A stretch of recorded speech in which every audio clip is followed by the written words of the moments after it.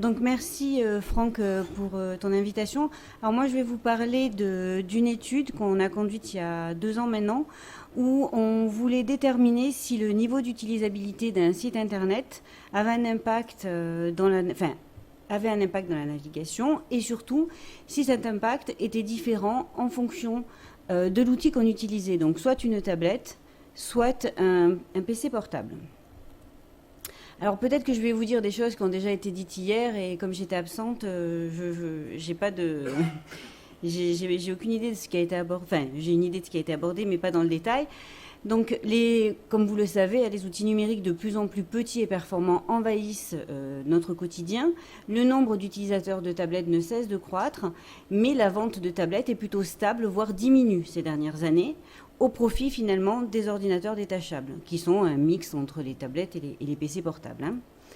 Donc les principaux usages de la tablette, qui ont été recensés il y a quelques temps, on va dire que donc il y en avait 10 qui avaient été recensés, je vous en ai présenté que quelques-uns. Donc le surf, le fait de naviguer sur Internet à 78%, et on peut imaginer que depuis 2014, ça a augmenté. L'utilisation de moteurs de recherche, l'email, lire les actualités. Et 90% des 13-19 ans utilisent des applications mobiles. Donc ça veut dire qu'ils utilisent soit des tablettes, soit des smartphones. Donc la question que l'on peut se poser, c'est finalement, est-ce que ces outils vont faciliter nos activités, que ce soit nos activités quotidiennes, personnelles ou professionnelles ou de formation? Alors moi, on s'est intéressé plus particulièrement à la navigation et à la recherche d'informations en utilisant ces outils. Donc on recherche et on navigue, on recherche des informations et on navigue dans différents objectifs. Donc personnel, je veux réserver un voyage. Professionnel, moi je l'utilise tout le temps, comme bon nombre d'entre vous. Et en termes de formation. Donc naviguer et rechercher des informations peuvent être considérées finalement comme 2 activités sous-jacentes à certaines situations d'apprentissage. Nos étudiants, on les incite à rechercher des informations. On préfère avec des bases de données comme PubMed ou ScienceDirect, mais en tout cas, ils utilisent Internet, quoi qu'il en soit, pour rechercher, pour apprendre de nouvelles choses.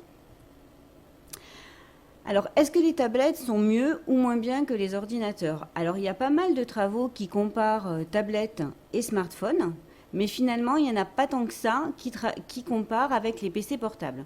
Donc, il y en a une qui est intéressante, mais qui date un petit peu, qui a une dizaine d'années, qui montre que donc les auteurs ont demandé à des étudiants d'effectuer 2 types de tâches, des tâches de lecture et des tâches d'écriture. Dans les tâches de lecture, ce qui en ressort, c'est que les étudiants préfèrent les PC portables aux tablettes. Dans les tâches d'écriture, donc avec un stylet sur tablette, il y a ils éprouvent des difficultés à utiliser ce type d'outil, donc ils trouvent que c'est plus compliqué qu'avec tablette. Et ils ont l'impression aussi de commettre plus d'erreurs. Mais en réalité, quand les auteurs analysent les performances, il n'y a pas de différence significative entre les deux. Donc il y a un sentiment d'être moins performant, mais qui n'est pas avéré. Alors quand on recherche des informations, et quand on navigue, on peut utiliser des moteurs de recherche avec production de requêtes, comme on le fait tous avec Google ou autres, et on peut aussi naviguer à l'intérieur d'un site ou à l'intérieur de plusieurs sites.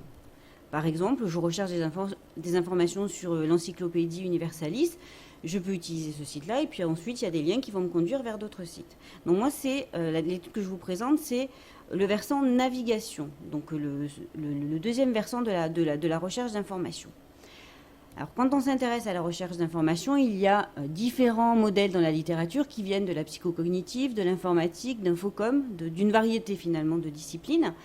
Alors, on peut dire que de façon générale, quand on recherche une information, il faut élaborer une représentation du besoin que l'on a et transformer ce besoin en un objectif à atteindre. On va explorer un document, des pages web pour essayer d'identifier des informations pertinentes. Donc là, on peut distinguer à minima 2 types de traitements, soit un appariement lexical qui est peu coûteux et rapide, je vais vous présenter un exemple, soit un traitement plus coûteux, sémantique, qui nécessite finalement de lire et de comprendre et d'inférer des informations. Donc pour l'appariement lexical, donc là j'ai pris l'exemple du site de l'Académie de Toulouse. Je souhaite trouver des informations sur le concours d'enseignants du second degré. Donc là, je fais un matching lexical, le terme concours, et ici dans l'onglet, vous avez concours et examen et concours. J'arrivais mal à lire. Alors qu'un traitement sémantique, trouver des informations sur les différents baccalauréats, c'est le même onglet, mais il faut inférer que le baccalauréat, c'est un diplôme et que pour un diplôme, il y a des examens à passer. D'accord? Donc ça nécessite des connaissances particulières. Ensuite, on va devoir sélectionner l'information et traiter cette information-là. Donc différents processus cognitifs vont être impliqués, l'attention, la compréhension et la prise de décision, et ces processus peuvent être perturbés en fonction d'une quantité de facteurs. Donc là, j'en ai mis trois. Tout d'abord, l'individu n'a pas les connaissances nécessaires pour traiter les informations, donc ça va complexifier la tâche. Ou encore, le site va comporter des problèmes d'utilisabilité, c'est-à-dire, je vais vous donner des exemples, des problèmes qui vont entraver la navigation et qui peuvent donc du coup perturber son activité. Et les informations à localiser peuvent être plus ou moins complexes. Justement, les informations à trouver peuvent être plus ou moins complexes à localiser. Donc c'est sur ces deux facteurs qu'on s'est penché plus précisément. Donc des travaux antérieurs montrent que les problèmes d'utilisabilité impactent les stratégies de recherche et peuvent affaiblir les performances des individus, et que la complexité des questions de recherche, du problème auquel on doit répondre, peut aussi faire chuter les performances et l'intérêt qu'on peut lui porter. Donc, par exemple, en termes d'intérêt, ça peut avoir un impact sur l'appréciation du site en termes d'utilisabilité et d'esthétique, et un site qui est perçu comme faiblement esthétique ou faiblement utilisable, les deux sont souvent liés, peut ne plus, ou on peut moins avoir envie d'y retourner dessus. D'accord ? Donc ça peut impacter finalement l'utilisation ultérieure de ce site. Alors comme je le disais tout à l'heure, il y a moins de travaux qui comparent tablette à ordinateur, mais il y en a, et il y a des résultats assez contradictoires. Donc des résultats qui montrent que les utilisateurs, les étudiants préféraient les tablettes ou les ordinateurs tactiles plutôt qu'une interaction avec souris. Donc ils préféreraient ce type d'outils. Et pour leur activité personnelle, ils préféraient les toutes petites tablettes, celles qui font moins de 10 pouces, aux tablettes plus grandes.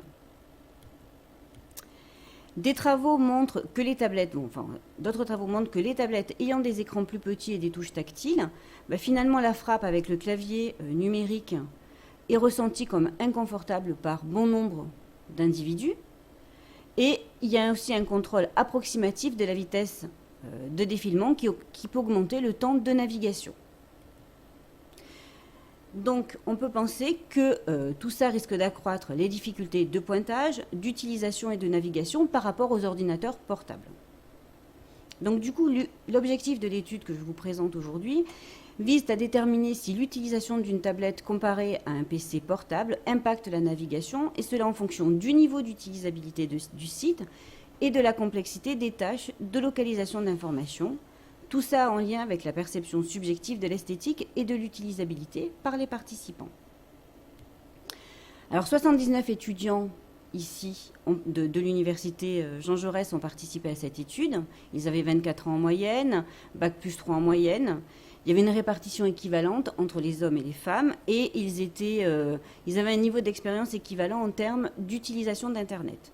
Et la majorité d'entre eux rapportaient utiliser la tablette en outil complémentaire et pas en outil principal, d'accord, pour leurs études, pour rechercher des informations, etc. On avait 4 groupes expérimentaux indépendants, donc 2 groupes qui étaient confrontés à un site en version ergonomique face à la tablette, donc 4 groupes, un autre face au site ergonomique avec un PC portable, un groupe face à un site qui comportait des problèmes d'utilisabilité. Alors j'emploie ergonomie et utilisabilité ici dans l'étude presque comme synonyme, mais ce n'est pas tout à fait synonyme. Ergonomie, c'est plus général qu'utilisabilité. Hein. Et un groupe non ergonomique qui avait le PC portable. Ils devaient visiter un site expérimental, je dis bien c'est nous qui l'avions construit, de 24 pages, dans une version ergonomique qui répondait aux critères d'utilisabilité, et dans une version non ergonomique où des violations d'utilisabilité étaient présentées. Donc là, par exemple, dans la version ergonomique, vous avez le logo en haut à gauche, le menu, le texte est relativement aéré. Alors, dans la version non ergonomique, ça contraste, hein, mais j'ai pris volontairement une page qui contraste. Donc c'est un fond qui n'est pas agréable, qui peut perturber qui peut gêner la lecture. Le menu n'est pas en haut comme il devrait l'être ou à gauche, mais un peu, les liens sont répartis de façon un peu aléatoire sur l'interface. Alors, le déroulement de l'étude s'est passé en plusieurs étapes. Tout d'abord, on a fait des captures de la page d'accueil qu'on a présentée pendant 30 secondes aux participants, juste pour qu'ils aient une évaluation, pour qu'ils puissent faire une évaluation rapide.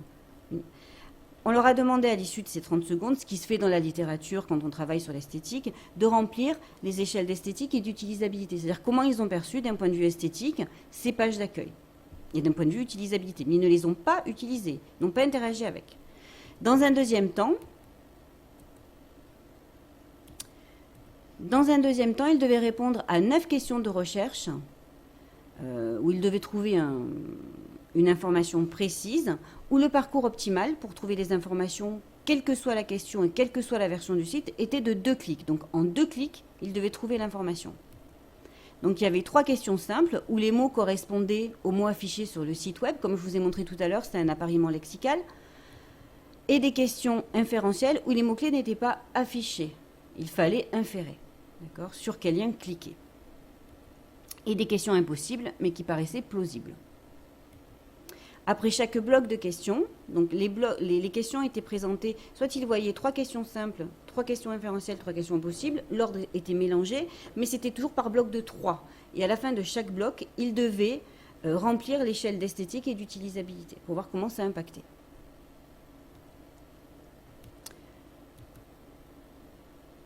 Alors, au niveau des mesures, donc déjà des mesures de performance, on a regardé le nombre d'informations qui étaient trouvées et le temps pour localiser ces informations.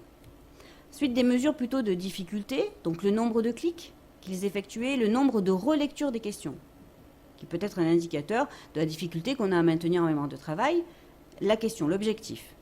Et enfin, des mesures d'appréciation subjective, qui est l'esthétique perçue et l'utilisabilité perçue. Donc les items des échelles, donc les mesures d'utilisabilité ou d'esthétique, on les avait prises des travaux de Lavie et Tratinsky, où il y a d'un côté l'esthétique, enfin je présente qu'une partie de l'esthétique, il y a plusieurs formes d'esthétique, mais j'ai présenté qu'un seul, et de l'autre côté l'utilisabilité. Ils devaient répondre, alors eux donnent uniquement des adjectifs, nous on avait transformé en phrases, ils devaient donner leur degré d'accord par rapport à la phrase sur une échelle en 7 points, allant de pas du tout d'accord à tout à fait d'accord. Alors au niveau des résultats que l'on a trouvés, que l'on a mis en évidence, donc déjà en termes de mesure de performance, donc sur le nombre d'informations trouvées, le temps de navigation. Donc sur le nombre d'informations trouvées, on n'a pas pris les questions impossibles puisqu'il n'y avait pas de réponse. Donc il n'y a aucun effet significatif de la tablette. C'est-à-dire finalement qu'ils utilisent la tablette ou le PC portable, c'est pareil. Le site ergonomique génère des plus de réponses correctes ou d'informations trouvées. Et là, un résultat assez surprenant, c'est que face au site non ergonomique, ce sont les questions simples qui ont généré le moins de bonnes réponses, alors qu'on s'attendait à l'inverse.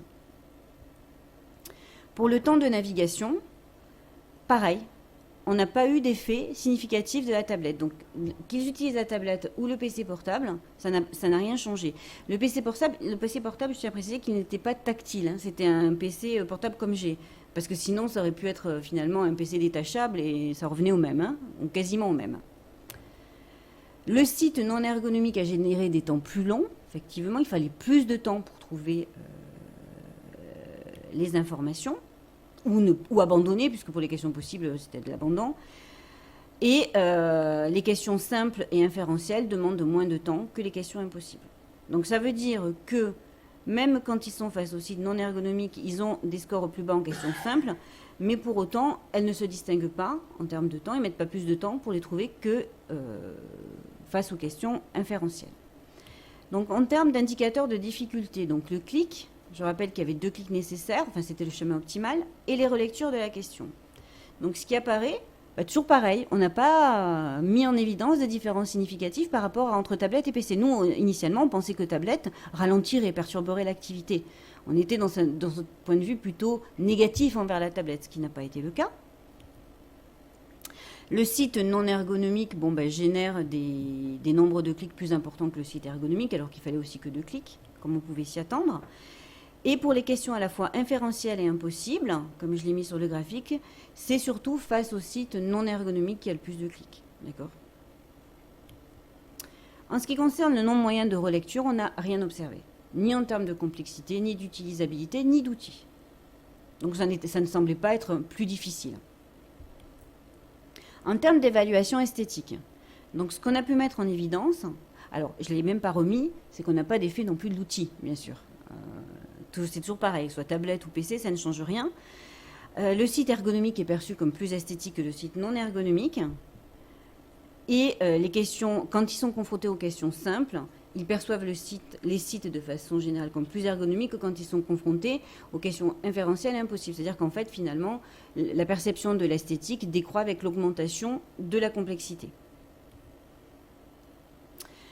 Alors je rentre un peu dans les détails, je ne sais pas si c'est vraiment nécessaire. Face au site ergonomique, c'est les questions simples qui génèrent des évaluations plus esthétiques que les questions impossibles.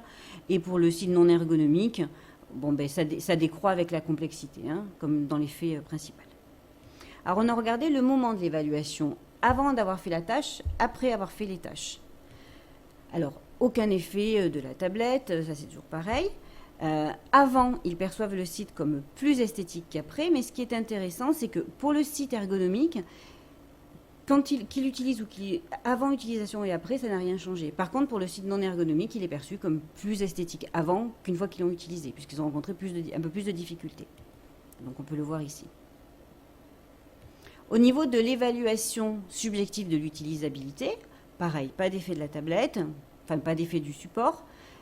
Le site ergonomique, heureusement, est perçu comme plus utilisable que le site non ergonomique, et ça décroît avec la complexité. Le moment d'évaluation, toujours perçu, le site est toujours perçu comme plus utilisable avant l'utilisation qu'après. Et on a une interaction, c'est-à-dire que le site ergonomique, finalement, est perçu comme plus utilisable une fois qu'on l'a utilisé, et c'est l'inverse qui est apparu pour le site non ergonomique, comme on peut le voir ici. Donc, en conclusion, dans cette situation de navigation, en tout cas, qu'on utilise une tablette ou un PC portable, ben on n'a pas de différence significative. Par contre, il y a un impact de la complexité et du niveau d'utilisabilité sur les performances et les évaluations subjectives des sites. Donc, il y a une baisse des performances avec augmentation de la complexité et face aux sites surtout non ergonomiques. Alors, il y avait un résultat tout à l'heure que j'ai souligné qui était que le score le nombre d'informations trouvées pour le site non ergonomique était plus élevé en question inférentielle que simple. En fait, ce qui est apparu, c'est que deux questions sur les trois des questions simples, il y en avait une, par exemple, qui était sur les méthodes d'enregistrement. Il fallait lire le texte pour trouver l'information, qui était assez compacte. Finalement, on peut penser, on n'a pas fait d'eye-tracker, mais on peut penser que les étudiants n'ont pas vraiment lu le texte. Donc, ils ont donné une mauvaise réponse, mais rapidement. Parce que si la mauvaise réponse avait été donnée avec un temps élevé, on aurait pu dire, bon, ils ont lu le texte, ils ne l'ont pas trouvé. Mais là, ça a été donné très rapidement. Et pour la question sur les avantages par rapport aux adhérents, sur la page d'accueil, il y avait un avantage qui était affiché pour les adhérents, qui était des prix plus faible. Mais il y avait d'autres avantages, et c'était bien mis au pluriel, mais ils n'ont pas cherché à aller plus loin. C'est-à-dire qu'ils ont donné la plupart cette réponse-là. Donc, quand la complexité augmente, les évaluations esthétiques et utilisabilité diminuent, et quand l'utilisabilité du site diminue, c'est pareil en termes d'évaluation esthétique et d'utilisabilité. Ça rejoint de précédents travaux. Donc finalement, par rapport à notre étude, la tablette et le PC ne se distinguent pas en termes de performance, de difficulté et d'appréciation subjective. Mais il faut souligner que ce sont des tâches qui sont relativement faciles. D'accord ? Ce qui corrobore de précédents résultats. Ce sont des tâches faciles, qui ne nécessitaient pas de connaissances approfondies, etc. Si on avait fait des tâches plus complexes, je n'ai pas encore conduit de travaux dans ce sens-là, bien que je conduis plutôt des travaux en recherche d'informations avec requête et moins en navigation finalement. Mais si on avait demandé des tâches plus complexes, c'est-à-dire d'utiliser des moteurs de recherche et le fait d'utiliser le clavier numérique, finalement on peut se demander si ça aurait pu peut-être davantage perturber. Et là, il y a des travaux qui comparent des étudiants qui devaient rechercher des informations avec moteur de recherche avec un PC, et d'autre côté, tablette ou smartphone. Et là, on voit que quand ils utilisent la tablette ou le smartphone, ils ont des requêtes plus longues, plus spécifiques, et ils font moins de fautes. Donc on dirait qu'ils sont plus engagés cognitivement, finalement, avec ce type d'outils. Voilà. Je vous remercie de votre attention.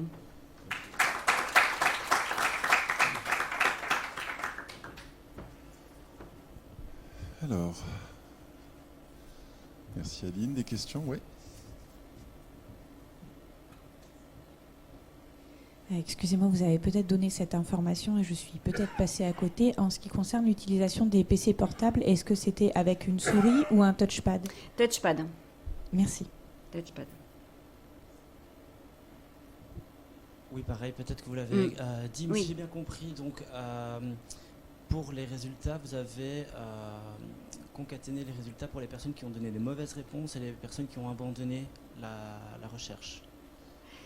Vous pouvez répéter, je crois que je n'ai pas bien entendu. Donc, vous avez, pour décider si la tâche avait été réussie ou pas, si Oui. c'était en échec, c'était les personnes qui avaient abandonné ou donné une mauvaise réponse. Oui.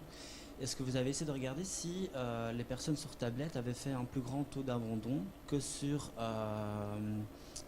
l'ordinateur? Alors, on avait regardé, il n'y avait pas de différence significative. Il y avait Non, pas on de n'a différence. rien. Mais il y avait d'autres, en fait, je vous ai présenté que quelques VD. On en avait beaucoup plus de VD. Parce qu'on avait utilisé un logiciel, un mouchoir qui a été développé au laboratoire, qui capture beaucoup d'informations. On n'a rien. Mais on n'a absolument rien. Alors, bon, avec le recul, on se dit finalement, c'est pas si mal. Mais sur le coup, c'était un petit peu surprenant de ne rien avoir sur aucune VD. Parce qu'on avait fait, au laboratoire à Bruxelles, on avait fait une étude similaire et on avait quand même vu qu'il y avait une tendance à avoir plus de mauvaises réponses sur les recherches navigation. C'était une navigation sur Wikipédia sur tablette. Oui. Mais par contre, il n'y avait pas d'effet sur le temps. Et en fait, on observait que sur les tablettes, les personnes avaient tendance à abandonner leurs tâches plus facilement que donner une mauvaise réponse. D'accord, oui. Ce qui paraît en même temps logique, effectivement. Mais peut-être que Wikipédia est un site aussi qui était beaucoup plus... il est plus complexe. Oui, peut-être. C'est un site c'est quand même un site de taille importante, alors que nous, c'était vraiment un petit site expérimental de 24 pages. Oui. C'est un tout petit site. Donc, le but, c'était que tous trouvent les informations, mais on voulait voir s'il y avait des stratégies différentes qui pouvaient se dégager. Ok. Donc, des tâches très simples. Hein. Merci. Merci.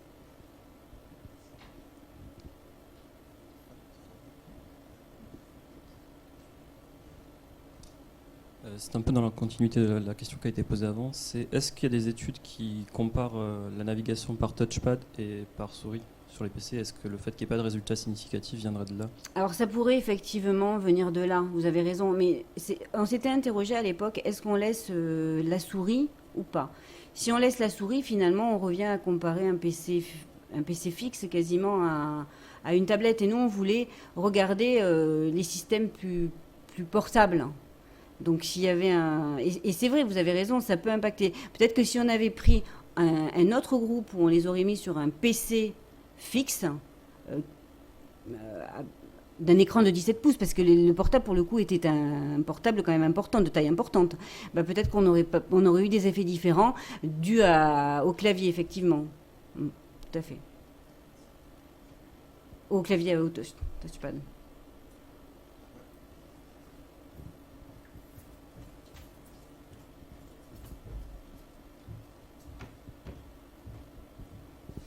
Vous avez commencé à répondre à la fin, en fait. Donc la tâche nécessitait seulement 2 clics, si j'ai compris.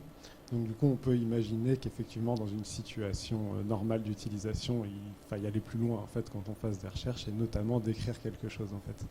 Et d'après ce que vous avez dit, il semble exister une sorte de paradoxe. C'est-à-dire que d'un côté, le fait d'utiliser un clavier tactile va être empêchant, quelque part, parce que plus compliqué, mais de l'autre côté, du coup, l'utilisateur va se mettre à faire plus attention à ce qu'il écrit. Vous avez dit, il fait moins de fautes, en fait. Et donc, de quel côté ferait pencher ce paradoxe? Est-ce que, du coup, la recherche nécessitant une requête écrite ferait plutôt pencher vers la tablette ou pas, en fait? C'est la question. Est-ce que finalement, est-ce que le fait de devoir écrire quelque chose va être positif ou négatif, selon vous? Alors, Bon, j'ai pas conduit de travaux sur les tablettes en requête, hein. Mais en tout cas, c'est vrai que, par contre, beaucoup de travaux, on a conduit beaucoup de travaux ici au laboratoire avec Franck et puis une ancienne doctorante, Mylène Sanchez, sur la génération de requêtes avec Google. Et on voit que quand même, quand on augmente la complexité des tâches et quand on fait varier les connaissances antérieures dans le domaine, ça impacte. Et donc, du coup, et il y en a qui font beaucoup de requêtes. Et donc, notamment qui font beaucoup de requêtes. Bon. Et donc, du coup, je me dis, est-ce que, ça faudrait peut-être le comparer, mais est-ce que face à des tâches très complexes et qui demandent des connaissances élevées, peut-être que la tablette, elle peut ralentir. Oui, moi, il me semble qu'elle pourrait ralentir, mais j'ai pas de données. C'est un sentiment que je vous donne. C'est pas appuyé avec des arguments scientifiques, mais il me semble que ça pourrait ralentir. Parce que justement, c'est plus difficile de taper sur clavier numérique que sur un clavier normal. On l'a tous ressenti au quotidien. Et encore que je me dis, nous, mais les enfants qui maintenant commencent par la tablette avant de commencer à utiliser l'ordinateur, je ne sais pas si ça n'impacterait pas. En tout cas, quand ils commencent à écrire et à rechercher des informations sur Internet. Parce qu'après, peut-être qu'ils vont davantage passer à l'ordinateur, j'en sais rien. Mais au tout début, peut-être que ça mériterait des investigations. Peut-être qu'il y en a, mais celles-là, je ne les connais pas. Mais Jérôme Dinet pourra peut-être nous répondre à la fin. Oui, mais justement, à ce propos, est-ce que, je me suis pas rendu compte, est-ce que vous avez pris en compte le fait que les étudiants qui testaient avaient une pratique régulière de la tablette ou pas? Oui, oui, on l'a regardé, mais alors, de mémoire, il y en a plus de 70% l'utilisaient seulement en complément. Et ce qu'ils utilisaient le plus, c'était soit l'ordinateur, soit le smartphone. C'était pour rechercher des informations. Parce qu'en termes d'usabilité, ça peut avoir des conséquences d'avoir une habitude d'utilisation ou pas. Enfin, moi, je vois par exemple le pad. Je me sers plus que de ça. Je me passe désormais de la souris complètement. Oui. Donc, mais c'est juste une habitude d'utilisation et régularité aussi. Ça entraîne des gestes différents. Oui, tout à fait. Je suis tout à fait d'accord, oui.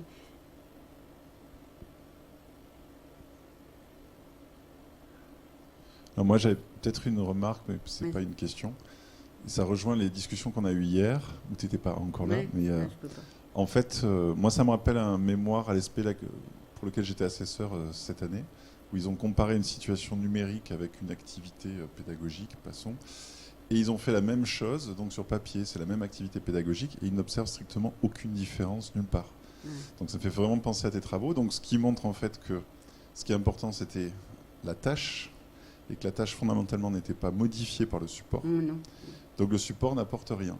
Et ce qui montre, à mon avis, l'intérêt d'approfondir justement, est-ce que c'est cette fonction, cette caractéristique du support qui, à un moment, aurait tel impact sur telle sous-partie de la tâche, par exemple la saisie, vous avez parlé de la saisie, c'est un bon exemple. Ça voudrait dire investiguer ça spécifiquement.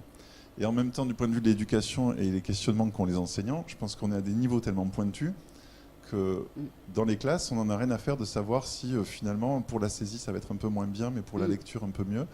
À un moment, on voudrait savoir si ça fonctionne de manière globale pour les élèves. Donc on voit bien toute la difficulté, je pense, à examiner le numérique sans le traiter de manière trop globale du point de vue écologique, parce que en fait, après, il faudrait investiguer chaque fonction particulière du numérique qui nous intéresse et pour voir quelle est son action sur certains processus. Et on voit bien la difficulté, je pense, à combiner les deux parfois. Des remarques, des questions encore? On est parfaitement dans les temps. Tu vois, par rapport à la remarque que tu fais où il n'y a pas de différence entre le papier, entre le papier pour la prise de notes, c'était pourquoi exactement? C'était une tâche il y avait de la lecture, exercice, mais tu avais le même contenu sur papier ou sur, on va dire, l'écran numérique. Et en fait, tu avais juste un accès un peu facilité à des informations en cliquant, mais fondamentalement, c'était la même. Parce que ça me rappelle des vieilles recherches qui avaient conduit Annie Piola à l'époque. J'étais presque en fin de thèse, alors ça remonte, où elle comparait la prise de notes Dans la prise de notes papier, prise de notes électronique. Et à l'époque, elle voyait que l'électronique, enfin numérique, ça ralentissait, c'était moins bon. Ouais. À l'époque, hein, mais voilà, c'était il y a quelques années. Donc effectivement, on a pu développer certaines habiletés. Juste une question, j'en profite du coup. Est-ce qu'il a déjà été pris en compte l'habitude? C'est-à-dire que est-ce qu'on a déjà demandé à des participants d'utiliser leur propre téléphone ou leur propre... Parce qu'en fait, finalement, on peut se dire que ça va changer complètement la donne. Oui, je suis d'accord. Je n'ai pas connaissance de ce travaux parce qu'en fait, c'est vrai que d'un point de vue expérimental, c'est pas propre, quoi. c'est pas très propre expérimentalement, mais ça a un intérêt. C'est comme en recherche d'information, c'était pour un comité de suivi où Jérôme Dinet disait peut-être qu'il faut leur laisser chercher ce qu'ils ont envie de rechercher. C'est sûr, c'est mieux, mais d'un point de vue expérimental, très bien. C'est clair, c'est une bonne remarque. Je vous propose de clôturer là pour cette présentation. Merci Aline encore une fois. Donc on va accueillir Nathalie Huet qui est professeure de psychologie cognitive ici au laboratoire également et qui va nous parler des tablettes et de la recherche d'aide.